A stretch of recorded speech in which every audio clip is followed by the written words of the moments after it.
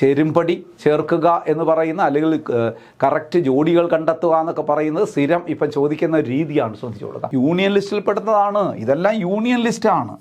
ആണവ ഗവേഷണവും യൂണിയൻ ലിസ്റ്റിൽ വരുന്നതാണ്. സൈബർ നിയമങ്ങൾ ഇതാ വരുന്നു. തീർച്ചയായിട്ടും അവശിഷ്ടത്തിൽ ഉൾപ്പെടുത്താവുന്നത് അത് തന്നെയാണ്.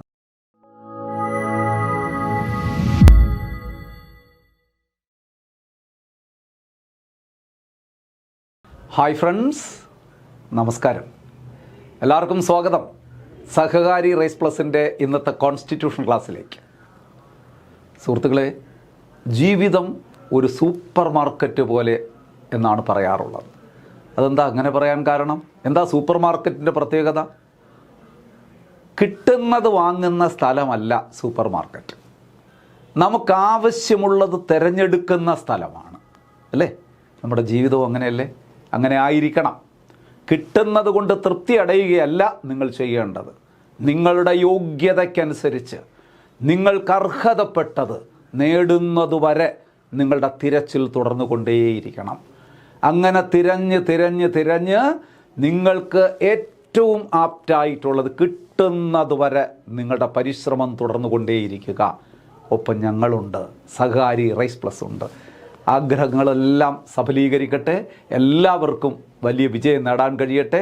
നിങ്ങൾക്ക് അർഹതപ്പെട്ട നിങ്ങളുടെ യോഗ്യതയ്ക്ക് അനുസരിച്ചുള്ള ഒരു നല്ല ഉദ്യോഗം, സർക്കാർ ഉദ്യോഗം നിങ്ങൾക്കെല്ലാവർക്കും ലഭ്യമാകട്ടെ എന്ന പ്രാർത്ഥനയോടുകൂടി, ആശംസയോടുകൂടി ഏറെ സ്നേഹത്തോടെ ക്ഷണിക്കുന്നു ഇന്നത്തെ ക്ലാസ്സിലേക്ക്.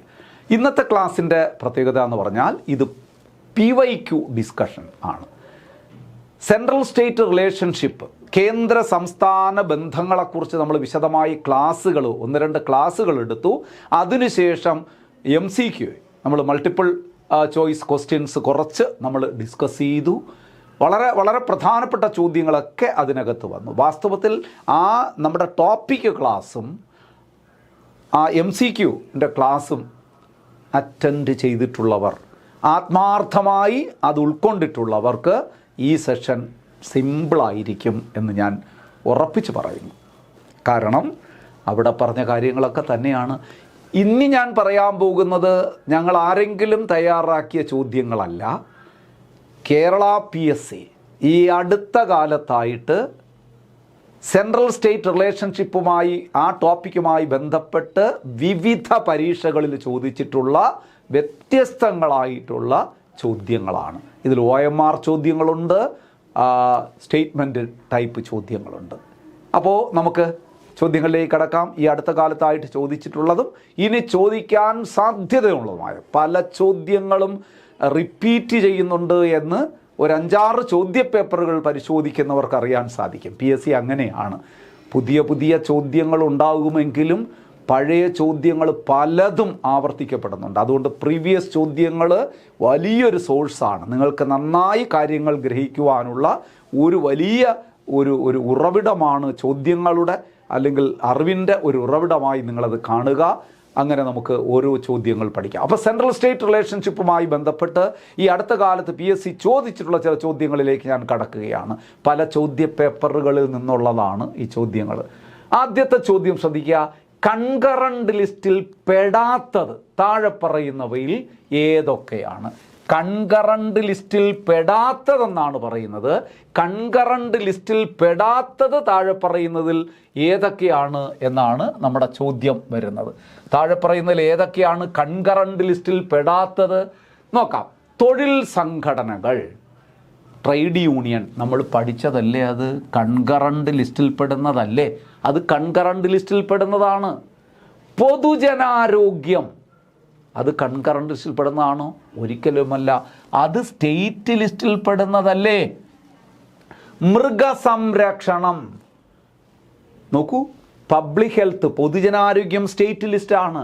മൃഗസംരക്ഷണം, അനിമൽ ഹസ്ബൻഡറി എവിടെ വരുന്നതാണ്? സ്റ്റേറ്റ് ലിസ്റ്റിൽ വരുന്നതാണ്. മായം ചേർക്കൽ കൺകറന്റ് ലിസ്റ്റിൽ പെടുന്നതാണ്. ഇവിടെ ഇനി നമ്മുടെ ചോദ്യത്തിലേക്ക് വരാം. ഇങ്ങനെ നിങ്ങൾ പഠിച്ചാൽ എളുപ്പമായിരിക്കും. കൺകറന്റ് ലിസ്റ്റിൽ പെടാത്തത്, അപ്പം കൺകറന്റ് ലിസ്റ്റിൽ പെടാത്തത് ഇതുണ്ട്, കൺകറന്റ് ലിസ്റ്റിൽ പെടാത്തത് ഇത്. 2ഉം 3ഉമാണ് കൺകറന്റ് ലിസ്റ്റിൽ പെടാത്തത്, അല്ലേ? തൊഴിൽ സംഘടനകൾ, ട്രേഡ് യൂണിയൻസ്, മായം ചേർക്കൽ തീർച്ചയായിട്ടും കൺകറന്റ് ലിസ്റ്റിൽ പെടുന്നത് തന്നെയാണ് അത് രണ്ടും. അപ്പോൾ 2, 3 ഇവിടെ ആൻസറായി വരുന്നത്. ബി ആണ് ഇവിടെ ഓപ്ഷൻ, ശരി ഓപ്ഷൻ. കൺകറന്റ് ലിസ്റ്റിൽ പെടാത്തതാണ് ചോദിച്ചിരിക്കുന്നത്. അടുത്ത് നോക്കൂ, താഴെ തന്നിരിക്കുന്നവയിൽ യൂണിയൻ ലിസ്റ്റിൽ ഉൾപ്പെടുന്നത്. കണ്ടോ, ലിസ്റ്റുകൾ വെരി ഇമ്പോർട്ടൻ്റ് ആണ്. ചോദ്യങ്ങൾ കണ്ടോ, ഇതൊക്കെ ഇതിപ്പോൾ 2025 ചോദിച്ച ചോദ്യമാണ്. ഇതും അതുപോലെ 2025 റീസെൻ്റായിട്ട് ചോദിച്ച ചോദ്യങ്ങളാണ്.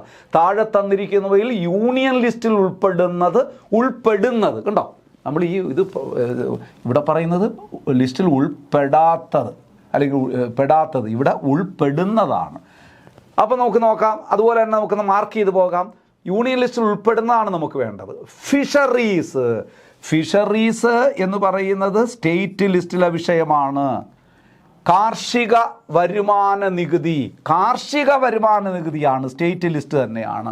അല്ലാതെ മറ്റേ ഇൻകം ടാക്സ് ഒക്കെ ആണെങ്കിൽ യൂണിയൻ ലിസ്റ്റിൽ പോയേനെ. വില നിയന്ത്രണം, പ്രൈസ് കൺട്രോൾ കൺകറന്റ് ലിസ്റ്റിൽ ഉൾപ്പെടുന്ന വിഷയമാണ്. ലോട്ടറി യൂണിയൻ ലിസ്റ്റിൽ ഉൾപ്പെടുന്ന വിഷയമാണ്. അപ്പോൾ ഇവിടെ നമുക്ക് വേണ്ടത് യൂണിയൻ ലിസ്റ്റിൽ ഉൾപ്പെടുന്നത് ഏതാണ്. യൂണിയൻ ലിസ്റ്റിൽ ഇവിടെ 1 മാത്രമേ ഉൾപ്പെട്ടിട്ടുള്ളൂ. ഡി ആണ് ഇവിടെ ഓപ്ഷനായി വരുന്നത്, ലോട്ടറിയാണ്. ക്ലിയർ അല്ലേ? ഇങ്ങനെ ഓരോന്ന് മാർക്ക് ചെയ്ത് പോയാൽ ആ സബ്ജക്റ്റ് കൂടെ നിങ്ങൾക്ക് പഠിച്ചു പോകാം. ആ സബ്ജക്റ്റ് എവിടെ ഉൾപ്പെട്ടതെന്നും കൂടെ പഠിച്ചു പോകാം. അടുത്തത് നോക്കൂ, ചേരുംപടി ചേർക്കുക. യൂണിയൻ ലിസ്റ്റ്, സംസ്ഥാന ലിസ്റ്റ്, കൺകറന്റ് ലിസ്റ്റ്, അവശിഷ്ടാധികാരം. അവിടെ വനം, സൈബർ നിയമങ്ങൾ, സെൻസസ്, ജയിലുകൾ. നോക്കൂ, യൂണിയൻ ലിസ്റ്റ് അത് നമുക്ക് ഇങ്ങനെ നോക്കാം. യൂണിയൻ ലിസ്റ്റ്, ഇവിടെ കിടക്കുന്ന യൂണിയൻ ലിസ്റ്റ് ഏതാണ്? വനം യൂണിയൻ ലിസ്റ്റ് ആണോ? അല്ല, വനം കൺകറന്റ് ലിസ്റ്റിൽ വരുന്നതല്ലേ, കൺകറന്റ്. സൈബർ നിയമങ്ങളെന്ന് പറയുന്നത് അവശിഷ്ടാധികാരത്തിൽപ്പെട്ടതല്ലേ, അവശിഷ്ടാധികാരം. സെൻസസ് ദാ വരുന്നു, യൂണിയൻ ലിസ്റ്റ്, സെൻസസ്. അപ്പോൾ സംസ്ഥാന ലിസ്റ്റിൽ വരുന്നത് എന്താണ്? ജയിലുകൾ സംസ്ഥാന ലിസ്റ്റിൽ വരുന്നതല്ലേ, ജയിലുകൾ. കൺകറന്റ് ലിസ്റ്റിൽ വനം, നമ്മൾ സ്റ്റേറ്റ് ലിസ്റ്റിൽ നിന്ന് മാറ്റിക്കൊണ്ടുപോയ വിഷയം വനം. അവശിഷ്ടാധികാരം സൈബർ നിയമം. ക്ലിയർ ആയോ ഇത്? ഇനി നിങ്ങളൊന്ന് പറഞ്ഞു നോക്കൂ. അപ്പോൾ ഒന്ന് ഏതാണ്? 1C ഇവിടെ ഉണ്ട്, നോക്കിക്കൊള്ളുക. 2 ഏതിൽ വരും? സംസ്ഥാന ലിസ്റ്റ്. 2D ഇവിടെയും വരുന്നു നോക്കാം. 2D. അടുത്ത 3 നോക്കൂ, കൺകറന്റ് ലിസ്റ്റ്. 3A ഇവിടെ, അവിടെ അല്ല. അപ്പോൾ ഇത് തന്നെയാണ് ആൻസർ, 3A. ഇനി ഇവിടെ വെച്ചാൽ നമുക്ക് ഫിക്സ് ചെയ്യാം അല്ലേ. ഇനി അവശിഷ്ടാധികാരം വരുന്നത് നോക്കൂ, 4 വരുന്നത് ഏതാണ്? B, 4B. അപ്പോൾ ഇതാണ് ആൻസർ. ക്ലിയറായി? നിങ്ങൾ ഇങ്ങനെ ഒന്ന് വരച്ചാൽ മതി, പെട്ടെന്ന് മാർക്ക് ചെയ്ത് പോയാൽ മതി അല്ലേ. Union list, census. സംസ്ഥാന ലിസ്റ്റിൽ ഇവിടെ വരുന്നത് ജയിലുകൾ. കൺകറന്റ് ലിസ്റ്റ് വരുന്നത് വനം, റെസിഡ്യൂറി പവർ അവശിഷ്ടാധികാരം വരുന്നത് സൈബർ നിയമങ്ങൾ. അപ്പോൾ 1C, 2D, 3A, 4B എന്ന് പറയുന്ന എ ഓപ്ഷനാണ് ഇവിടെ ആൻസറായി വരുന്നത്. 2025 ചോദിച്ച വളരെ പ്രധാനപ്പെട്ട ഒരു ചോദ്യമാണ്, മറക്കാതിരിക്കുക. ഇങ്ങനെ ഈ ചേരുംപടി ചേർക്കുക എന്ന് പറയുന്ന, അല്ലെങ്കിൽ കറക്റ്റ് ജോഡികൾ കണ്ടെത്തുക എന്നൊക്കെ പറയുന്നത് സ്ഥിരം ഇപ്പം ചോദിക്കുന്ന രീതിയാണ്, ശ്രദ്ധിച്ചു കൊടുക്കുക. ഭരണഘടനയുടെ 7ാം പട്ടികയിൽ പ്രതിപാദിച്ചിരിക്കുന്ന അവശിഷ്ടാധികാരം, 7ാം പട്ടിക എന്ന് പറഞ്ഞാൽ 7ാം ഷെഡ്യൂൾ ലിസ്റ്റുകളാണ്, ഓർമ്മ വരുമല്ലോ നിങ്ങൾക്ക്.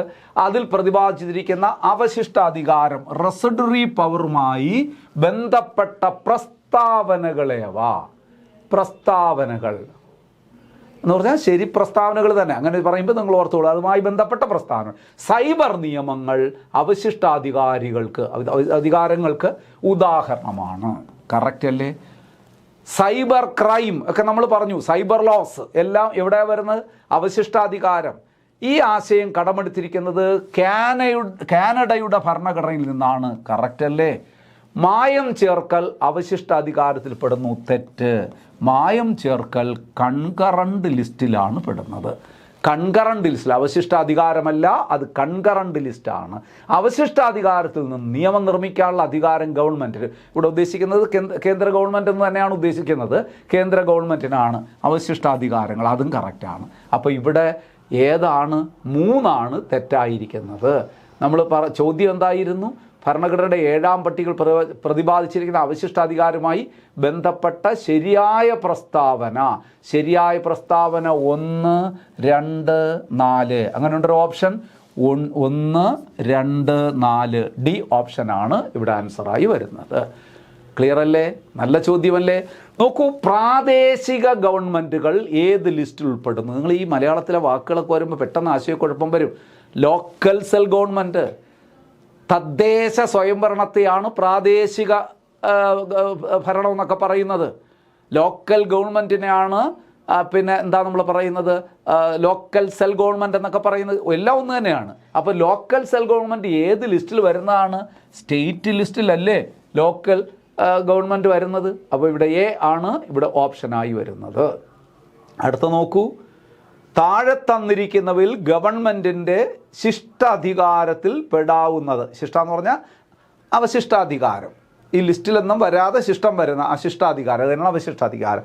താഴെ തന്നിരിക്കുന്നത് ഗവൺമെൻറ് ശിഷ്ടാധികാരത്തിൽ പെടുത്താവുന്നത്. രാജ്യരക്ഷ, അത് യൂണിയൻ ലിസ്റ്റിലല്ലേ വരുന്നത്? രാജ്യരക്ഷയൊക്കെ ദേശീയ പ്രാധാന്യമുള്ള വിഷയങ്ങളല്ലേ? ബി, ആണവ ഗവേഷണം യൂണിയൻ ലിസ്റ്റിൽ പെടുന്നതാണ്. ഇതെല്ലാം യൂണിയൻ ലിസ്റ്റാണ്. ആണവ ഗവേഷണവും യൂണിയൻ ലിസ്റ്റിൽ വരുന്നതാണ്. സൈബർ നിയമങ്ങൾ ഇതാ വരുന്നു, തീർച്ചയായിട്ടും അവശിഷ്ടത്തിൽ ഉൾപ്പെടുത്താവുന്നത് അത് തന്നെയാണ്. തീർത്ഥാടനം വരുന്നത് സ്റ്റേറ്റ് ലിസ്റ്റിലാണ്. പിൽഗ്രിംസ്, തീർത്ഥാടനം എന്ന് പറയുമ്പോൾ ശ്രദ്ധിക്കണം, രാജ്യത്തിനകത്തുള്ള സംസ്ഥാനങ്ങളിലൊക്കെ ഉള്ള തീർത്ഥാടനം, ഇപ്പം നമ്മുടെ ശബരിമല തീർത്ഥാടനം, അതൊക്കെ വരുന്നത് സ്റ്റേറ്റ് ലിസ്റ്റിൽ തന്നെയാണ്. പക്ഷേ രാജ്യാന്തര തീർത്ഥാടനം വരുന്നത്, ഇന്ത്യക്ക് പുറത്തുള്ള തീർത്ഥാടനമൊക്കെ വരുമ്പോൾ സ്വാഭാവികമായിട്ടും അത് യൂണിയൻ ലിസ്റ്റിൽ വരും. ഇവിടെ ഇപ്പം തീർത്ഥാടനം എന്ന് പറയുമ്പോൾ നമ്മുടെ രാജ്യത്തിനകത്തുള്ളത് നിങ്ങൾ കണ്ടാൽ മതി, അത് സ്റ്റേറ്റ് ലിസ്റ്റിൽപ്പെട്ടതാണ്. അപ്പോൾ ഇവിടെ ചോദിച്ചിരിക്കുന്നത് അവശിഷ്ടാധികാരത്തിൽ പെടുത്താവുന്നത് ഏതെന്നാണ്.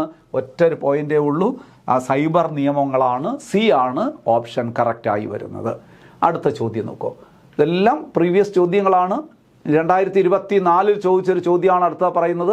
There are 3 lists in the Indian Constitution which discussed about various subjects. In it, the capitation tax belongs to which list? Capitation tax എന്ന് പറഞ്ഞു കഴിഞ്ഞാൽ തലവരി നികുതി എന്നൊക്കെ പറയില്ലേ നമ്മൾ, തലയെണ്ണിയുള്ള നികുതി. അതായത് മറ്റ് സാമ്പത്തികമോ മറ്റ് ഘടകങ്ങളോ ഒന്നും പരിഗണിക്കാതെ ഒരു വ്യക്തി കൊടുക്കേണ്ട നികുതി. അത് സാമ്പത്തികമായിട്ട് പിന്നോക്കോ മുന്നോക്കോ അങ്ങനെയൊന്നുമില്ല. ഒരു വ്യക്തിയാധിഷ്ഠിതമായി തലവരിപ്പണം എന്നൊക്കെ പറയും, ഒരു വ്യക്തി കൊടുക്കേണ്ട നികുതി. അത് ശരിക്കും പറഞ്ഞാൽ അത് ഈ ക്യാപിറ്റേഷൻ ടാക്സ് ഒക്കെ വരുന്നത് സ്റ്റേറ്റ് ലിസ്റ്റിലാണ് കേട്ടോ. അത് പിന്നെ സ്റ്റേറ്റ് ലിസ്റ്റ് അത് 3 മാത്രമാണ്, only 3 ആണ് ആൻസറായി വരുന്നത്. താഴെ പറയുന്ന ഇനങ്ങളിൽ നിന്നും ഇന്ത്യൻ ഭരണഘടനയിലെ യൂണിയൻ ലിസ്റ്റിൽ ഉൾപ്പെട്ട വിഷയം കണ്ടെത്തുക. വിദ്യാഭ്യാസം കൺകറന്റ് ലിസ്റ്റ് അല്ലേ? വനം കൺകറന്റ് ലിസ്റ്റ് അല്ലേ?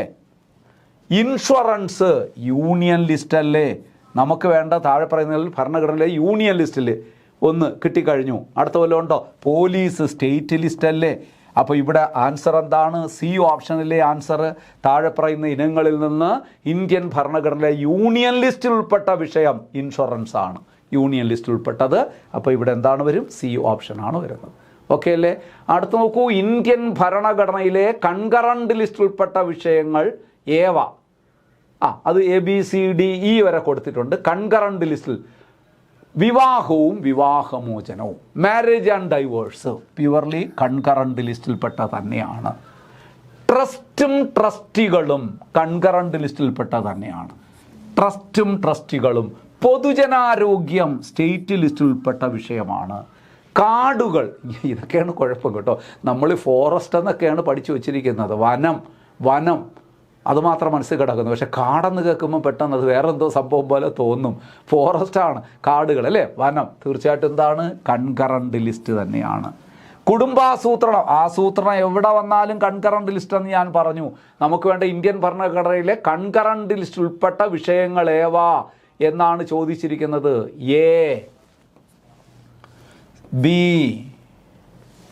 ഡി, ഇ, അങ്ങനെ എന്തെങ്കിലും ആൻസർ ഉണ്ടോ? A, B, D, E.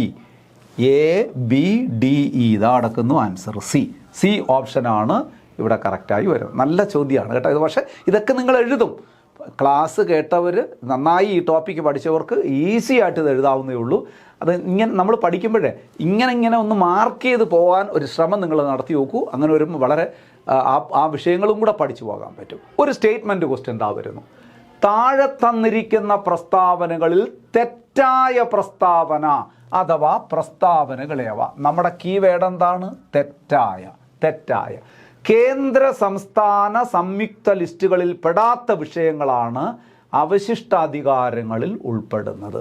കേന്ദ്ര സംസ്ഥാന കേന്ദ്ര യൂണിയൻ ലിസ്റ്റ്, എന്താണ് സ്റ്റേറ്റ് ലിസ്റ്റ്, സംയുക്ത ലിസ്റ്റ് എന്ന് പറഞ്ഞാൽ കൺകറന്റ് ലിസ്റ്റ്. ഈ ലിസ്റ്റുകളിൽ പെടാത്ത വിഷയങ്ങളാണ് അവശിഷ്ടാധികാരങ്ങളിൽ പെടുന്നത്. അങ്ങനെയാണല്ലോ നമ്മൾ പറഞ്ഞത്.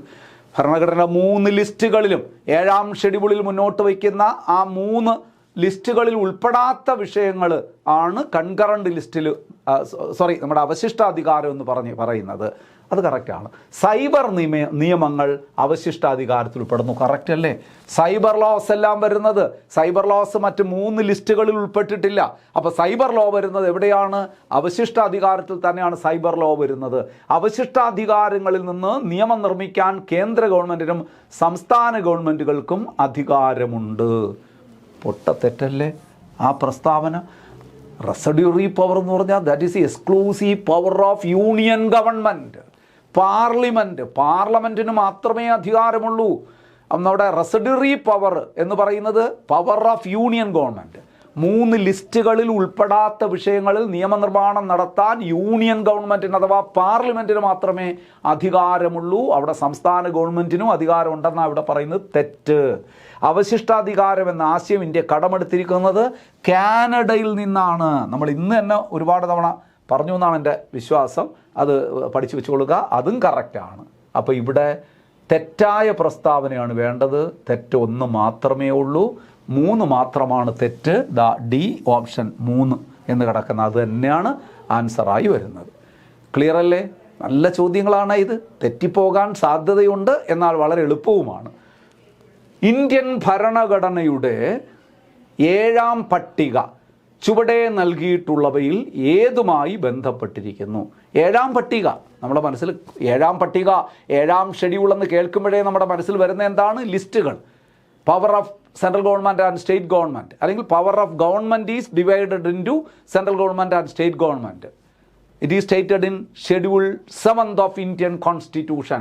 അപ്പോൾ ഇന്ത്യൻ ഭരണഘടനയുടെ 7ാം പട്ടിക ചുവടെ നൽകിയിട്ടുള്ളതിൽ ഏതുമായി ബന്ധപ്പെട്ടിരിക്കുന്നു? രാഷ്ട്രപതിയുടെയും പ്രധാനമന്ത്രിയുടെയും ചുമതലകൾ പരാമർശിക്കുന്നു അല്ല. ഗോത്രവർഗ മേഖലകളുടെ ഭരണ സംവിധാനമല്ല. ഗോത്രവർഗ മേഖലയുടെയൊക്കെ ഭരണം വരുന്നത് എന്താണ്? 6ാം ഷെഡ്യൂളിലല്ലേ? നോക്കൂ, ഇവിടെ കേന്ദ്ര സർക്കാരിനും സംസ്ഥാന സർക്കാരുകളുമായി നൽകിയിട്ടുള്ള അധികാര വിഭജനം പരാമർശിക്കുന്നു. ഇതല്ലേ ആൻസർ?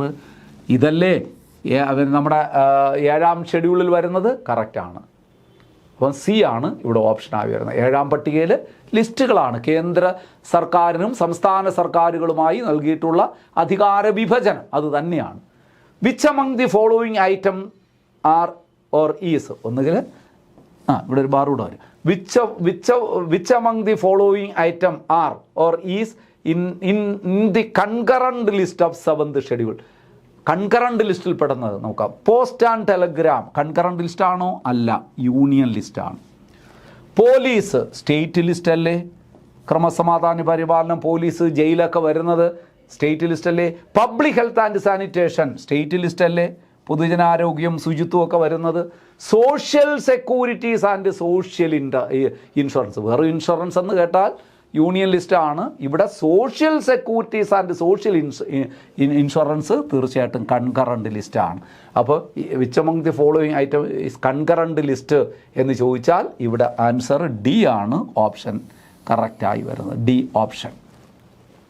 നല്ല ചോദ്യങ്ങളാണ്, ആവർത്തിക്കപ്പെടുന്ന ചോദ്യങ്ങളാണ്. ഇനിയും പരീക്ഷകൾക്ക് ചോദിക്കാൻ ഒരുപാട് സാധ്യതകളാണ്. നന്നായി പഠിച്ച് തന്നെ പോകണം. നോക്കൂ, അടുത്തത് വിദ്യാഭ്യാസം ഏത് ലിസ്റ്റുമായി ബന്ധപ്പെട്ടിരിക്കുന്നു? വിദ്യാഭ്യാസം കൺകറന്റ് ലിസ്റ്റുമായി ബന്ധപ്പെട്ടിരിക്കുന്നു. കൺകറന്റ് ലിസ്റ്റിലല്ലേ? വാസ്തവത്തിൽ വിദ്യാഭ്യാസം തുടക്കത്തിൽ കൺകറന്റ് ലിസ്റ്റിലല്ലായിരുന്നു, സ്റ്റേറ്റ് ലിസ്റ്റിലായിരുന്നു അല്ലേ? 42ാം ഭേദഗതിയിലൂടെ നമ്മൾ ഒരുപാട് തവണ പറഞ്ഞാണ്. 42ാം ഭേദഗതിയിലൂടെ 1976 5 വിഷയങ്ങൾ സ്റ്റേറ്റ് ലിസ്റ്റിൽ നിന്ന് കൺകറന്റ് ലിസ്റ്റിലേക്ക് വന്നത്. അതിലെ ഏറ്റവും പ്രധാനപ്പെട്ട ഒരു വിഷയമാണ് വിദ്യാഭ്യാസം. ഞാൻ ഇതും കൂടി എന്താണ് ഇവിടെ പറഞ്ഞതെന്നറിയോ? ഈ ചോദ്യം പലതവണ PSC ചോദിച്ചിട്ടുള്ളത് വിദ്യാഭ്യാസത്തെ കൺകറന്റ് ലിസ്റ്റിൽ ഉൾപ്പെടുത്തിയ ഭരണഘടനാ ഭേദഗതി ഏത്? 42ാം ഭേദഗതി. അതും കൂടെ ഓർക്കാൻ വേണ്ടി പറഞ്ഞതാണ്. നോക്കൂ അടുത്തത്.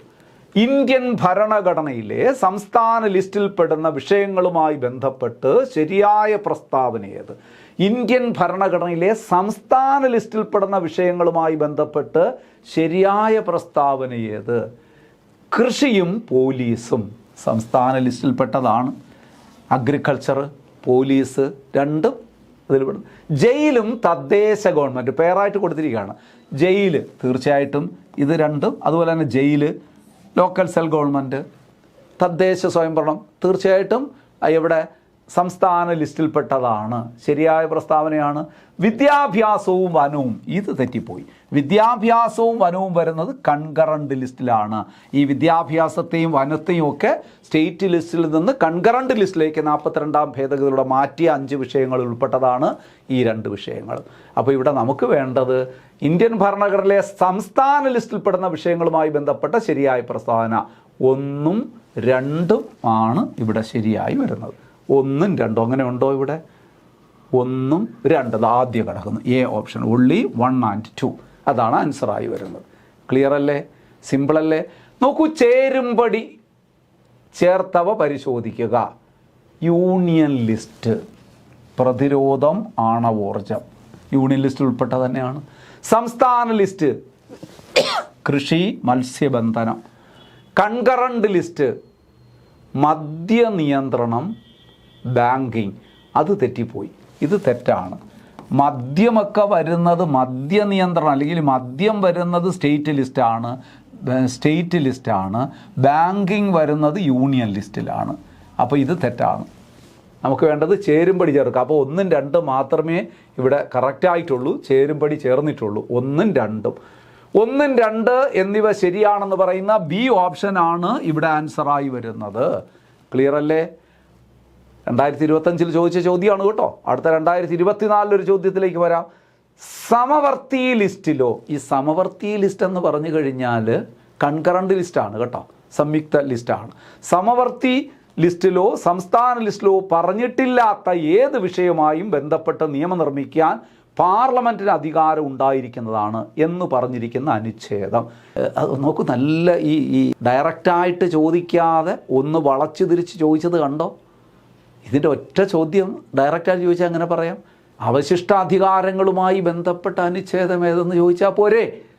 സമവർത്തി ലിസ്റ്റിലോ സംസ്ഥാന ലിസ്റ്റിലോ പറഞ്ഞിട്ടില്ലാത്ത ഏത് വിഷയവുമായി ബന്ധപ്പെട്ട് നിയമം നിർമ്മിക്കാൻ പാർലമെൻറ്റിന് അധികാരമുണ്ടെന്ന് പറഞ്ഞാൽ അത് റെസിഡ്യൂറി പവറാണ്. റെസിഡ്യൂറി പവർ, അവശിഷ്ടാധികാരങ്ങൾ ആർക്കാണുള്ളത്? Union government. അവശിഷ്ടാധികാരങ്ങൾ ഏത് അനുച്ഛേദത്തിലാണ് പറഞ്ഞിരിക്കുന്നതെന്നാണ് ചോദിച്ചിരിക്കുന്നത്. ഞാൻ നേരത്തെ ഒരു ക്വസ്റ്റ്യൻ പറഞ്ഞപ്പോൾ പറഞ്ഞാണ് അനുച്ഛേദം 248 ആർട്ടിക്കിൾ 248 ആണ് article relating to residuary power. അപ്പം ഡി ഓപ്ഷനാണ് ഇവിടെ ആൻസറായി വരുന്നത്. നെക്സ്റ്റ്, സ്റ്റേറ്റ്, യൂണിയൻ, കൺകറന്റ് ലിസ്റ്റുമായി ബന്ധപ്പെട്ട് താഴെ പറയുന്ന ശരിയായ പ്രസ്താവന. നമുക്ക് വേണ്ട ശരിയായതാണ്. 3 ലിസ്റ്റും പറഞ്ഞു: state, union, concurrent list. State list 97 വിഷയങ്ങൾ, യൂണിയൻ ലിസ്റ്റ് 66 വിഷയങ്ങൾ, കൺകറന്റ് ലിസ്റ്റ് 47 വിഷയങ്ങൾ. അടുത്ത് നോക്കൂ, സ്റ്റേറ്റ് ലിസ്റ്റ് 47 വിഷയങ്ങൾ, യൂണിയൻ ലിസ്റ്റ് 66 വിഷയങ്ങൾ, കൺകറന്റ് ലിസ്റ്റ് 97 വിഷയങ്ങൾ. അടുത്ത് നോക്കൂ, സ്റ്റേറ്റ് ലിസ്റ്റ് 66 വിഷയങ്ങൾ, യൂണിയൻ ലിസ്റ്റ് 47 വിഷയങ്ങൾ, കൺകറന്റ് ലിസ്റ്റ് 97 വിഷയങ്ങൾ, സ്റ്റേറ്റ് ലിസ്റ്റ് 66 വിഷയങ്ങൾ, യൂണിയൻ ലിസ്റ്റ് 97 വിഷയങ്ങൾ, കൺകറന്റ് ലിസ്റ്റ് 47 വിഷയങ്ങൾ. ഒരല്പം തലവേദന വരും ഇത് കാണുമ്പം. നമ്മൾ പഠിച്ചിട്ടുണ്ട്, ഞാൻ നിങ്ങളോട് പ്രത്യേകം പറഞ്ഞിട്ടുണ്ട്, പഴയ ലിസ്റ്റ് പ്രകാരം നിങ്ങളൊന്ന് ഇതൊന്ന് ശ്രദ്ധിക്കുക. പഴയ ലിസ്റ്റ് പ്രകാരം യൂണിയൻ ലിസ്റ്റ് പഴയ യൂണിയൻ ലിസ്റ്റ്, നോക്കൂ സ്റ്റേറ്റ് ലിസ്റ്റ്, കൺകറൻറ്റ് ലിസ്റ്റ്. ഇത് ഞാൻ പറയുന്നത് ഇത് 3 ലിസ്റ്റുകളുണ്ടെന്നറിയാമല്ലോ. ഇതിൽ പഴയ ലിസ്റ്റ് പ്രകാരം ഉള്ള ഒറിജിനൽ കോൺസ്റ്റിറ്റ്യൂഷൻ പ്രകാരം യൂണിയൻ ലിസ്റ്റിൽ 97, സ്റ്റേറ്റ് ലിസ്റ്റിൽ എത്ര വരും? 66 പഴയത്, കൺകറൻറ്റ് ലിസ്റ്റിൽ 47. പുതിയത് എങ്ങനെ? പുതിയ നിലവിൽ 97 എന്നുള്ളത് 98ആണ്. ഇത് 59ആണ് സ്റ്റേറ്റ് ലിസ്റ്റിൽ, ഇവിടെ 52ആണ്. ഇങ്ങനെ ഒന്ന് മനസ്സിൽ വെച്ച് നോക്കൂ. ഇത് ഓൾഡാണ്, പഴയ, ഇത് ന്യൂ ആണ്, പുതിയ കണക്കാണ്. ഇവിടെ ഒന്ന് പരിശോധിച്ച് നോക്കൂ. ഇനി നിങ്ങൾ പുതിയത് ഒരിടത്തും പറഞ്ഞിട്ടില്ല. അപ്പോൾ നമ്മൾ പഴയത് പിടിച്ച് നോക്കൂ. അതും തെറ്റിക്കാൻ വേണ്ടിയിട്ട് സ്റ്റേറ്റ് ലിസ്റ്റ് ഇങ്ങനെ പറയുന്നുണ്ട്. സ്റ്റേറ്റ് ലിസ്റ്റ് ഇവിടെ ഒന്ന് നോക്കാം നമുക്ക് ശരിയായിട്ടുള്ള വിഷയം. State list 97. നോക്കാം. ദാ കിടക്കുന്നു. സ്റ്റേറ്റ് ലിസ്റ്റ് 66, പഴയതാണ്, 66 വിഷയങ്ങൾ. യൂണിയൻ ലിസ്റ്റ് 97 വിഷയങ്ങൾ. കൺകറൻറ്റ് ലിസ്റ്റ് 47 വിഷയങ്ങൾ. കണ്ട, പഴയ നമ്പറുകൾ ശരിയായി ഒരു സ്റ്റേറ്റ്മെൻറ്റിൽ കൊടുത്തിട്ടുണ്ട്. ബാക്കി ഒരിടത്തും പഴയതും പുതിയതും ഒന്നും ശരിയല്ല. പഴയ നമ്പറുകൾ, പക്ഷേ അവിടെയും നിങ്ങളെ തെറ്റിക്കാൻ ആദ്യം സ്റ്റേറ്റ് ലിസ്റ്റ് എടുത്ത് കൊടുത്തിട്ടുണ്ട്. നമ്മൾ യൂണിയൻ, സ്റ്റേറ്റ്, കൺകറൻറ്റ് ലിസ്റ്റ് എന്നാണ് മനസ്സിൽ കിടക്കുന്നത്. അതിൻ്റെയും ഓർഡർ തെറ്റിച്ച്, പക്ഷേ കറക്റ്റാണ്. സ്റ്റേറ്റ് ലിസ്റ്റിൽ 66 വിഷയങ്ങൾ പണ്ടുണ്ടായിരുന്നത്, യൂണിയൻ ലിസ്റ്റിൽ 97 വിഷയങ്ങൾ, കറക്റ്റ് അല്ലേ? കൺകറൻറ്റ് ലിസ്റ്റിൽ 47 വിഷയങ്ങൾ. അപ്പം ചോദിച്ചിരിക്കുന്നത് എന്താണ്? പഴയതാണ് ശരിയായിട്ട് ഓർഡറിൽ കൊടുത്തിരിക്കുന്നത്. ബാക്കി നിങ്ങൾ എങ്ങനെ പരിശോധിച്ചാലും അതെല്ലാം തെറ്റായിട്ടാണ് കൊടുത്തിരിക്കുന്നത്. അപ്പോൾ ഡി ആണ് ഇവിടെ ആൻസറായി വരുന്നത്. സിമ്പിൾ കാര്യമാണ്, പക്ഷേ തെറ്റിക്കും. 90% പേരും ഇത് തെറ്റിക്കും. അതുകൊണ്ട് ഇനി നിങ്ങൾ തെറ്റിക്കരുത്. ഇനി അത് മനസ്സിലാക്കി വെച്ചുകൊള്ളുക. ഇങ്ങനെ വരുമ്പോൾ നിങ്ങൾ 2 കാര്യം, ഞാൻ ഈ പറഞ്ഞ 2 ചാർട്ട് മനസ്സിൽ കൊണ്ടുവരിക.